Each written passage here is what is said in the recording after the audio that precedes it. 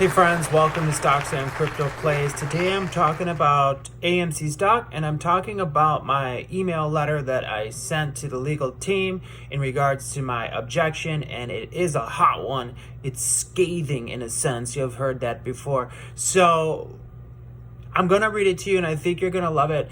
And now my thought is that, like, if you didn't send your objection in time, you can still contact the judge, and you can send a letter to the judge and let her know your opinions on all this, okay? So feel free to write a letter, and if you like some of the things you hear in my email that I sent and my formal objection, feel free to use some of it, okay? But none of this is financial advice. I'm not a financial advisor, okay? Having said that, I'm going to share my official objection letter email that I sent in, and I already got a reply back, and I will share the reply with you in my next video. For this one, here we go. Basically what I did was, I sent it to them, AMC settlement objections. Okay. And then, it can see here, it says, I object to the AMC settlement. These are my legal objections. And I used the 5 objections that Mr. Brian Tuttle used in his final objection paperwork, 1 through 5. These are legal, official objections, and then I'll get into my statement below that. So real quick, 1 through 5, it says defendants violated DGCL 242 when they designated voting rights to APE without shareholder approval, right? It's true. Number 2, defendants violated DGCL 242 when they designated an automatic conversion clause to APE without shareholder approval. Number 3, defendants violated DGCL 242 when they entered into the Computer Share Inc. depository agreement. Number 4, defendants violated DGCL 242 when they commingled preferred stock votes with AMC common. And number 5, defendants owe to common share an equitable remedy either through DGCL 204 or 205 or otherwise, okay? And then I go into my official statement. I say the following is my statement. I implore the Honorable Judge Zern to strongly consider as many millions, yes, millions of families' financial futures are at stake. Then I go on to say, I believe the AMC vote was rigged. The retail voters of AMC common shares voted approximately 50 million shares as a no vote. The AMC common shares voted yes were from major institutional holders like Vanguard and hedge funds like Citadel and BlackRock. Also, CEO Adam Aron and the board voted millions of their shares as yes. And Tara Capital voted yes. They own enough shares by themselves to outvote the retail shareholders. Out of the 519 million common shares in the float, approximately 180 million votes were cast. Think about this, friends, and listen closely. That's not even 50% of the share float. Further, only about 25% of the common shares were yes votes. 25%. Further, of that 25%, millions of votes were automatically voted yes from ComputerShare, the depository of APE AMC, from holders that did not actually vote yes. This is not an opinion or a conspiracy theory. It's factual from the bylaws and SEC documents filed. The CEO of AMC, Adam Aron, knowingly and deceitfully, on an intentional basis, tweeted out to the world this quoted statement. Today was a huge step forward for AMC. You voted yes, yes, yes. And it was a landslide vote too.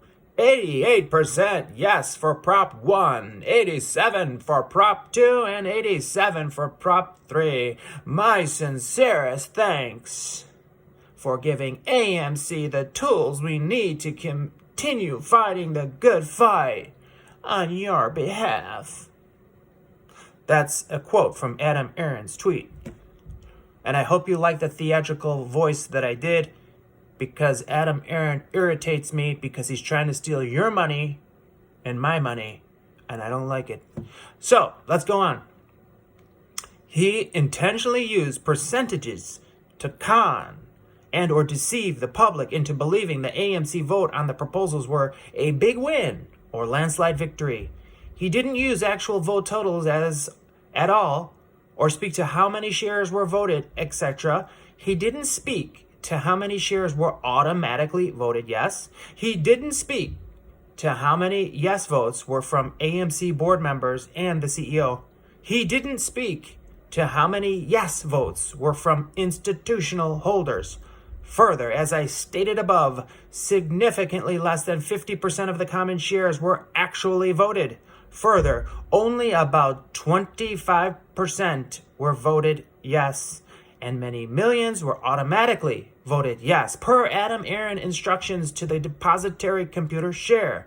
This was all hidden from shareholders by the CEO himself. In summary, the retail shareholders overwhelmingly voted no to the reverse split.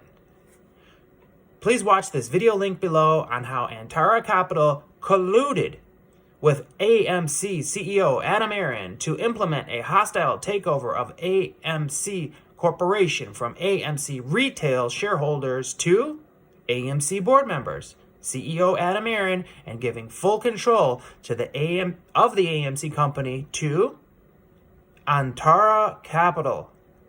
The closing contingencies in the aid purchase agreement contain proof that CEO Adam Aaron intentionally, willfully, and in violation of mandatory and lawfully requirement of fiduciary responsibility to protect AMC shareholders from fraud and hostile takeovers, in addition to all other malicious attacks on AMC that affect shareholders in any potential negative way.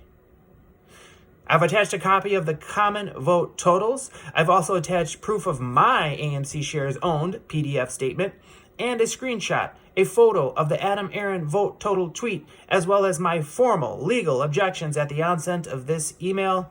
And here is the video link to proof. Antara Capital colluded with AMC CEO Adam Aaron to implement a hostile takeover from retail shareholders. And you can see the link right there in blue, friends. If you want to watch that video, just copy and paste that link into a new fresh browser and watch the video again that I did on that, okay? It was a very powerful video, and feel free to share it with anyone you want to share it with, okay?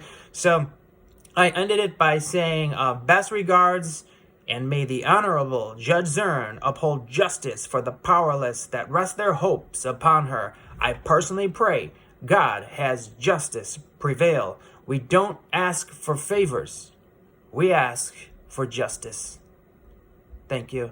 Now, friends, I hope you enjoyed that letter, that scathing, powerful letter that I wrote to the legal team that's responsible for handling the objections on the AMC settlement. And I really hope the judge reads this, and I really hope the judge knows what's up, and I hope that she helps us out, friends, and I believe she will.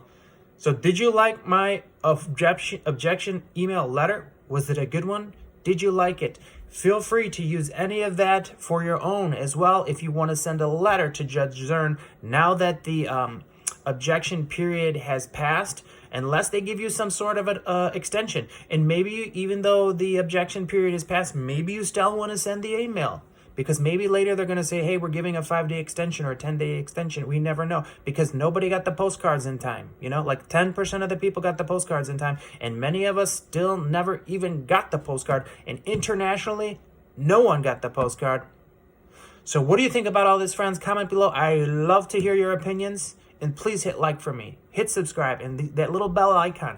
Add notifications. Because I don't want you to miss any of my future videos, friends. And if you don't have the notifications, you're probably missing some videos, okay, friends? I appreciate you all so much. Have a great day.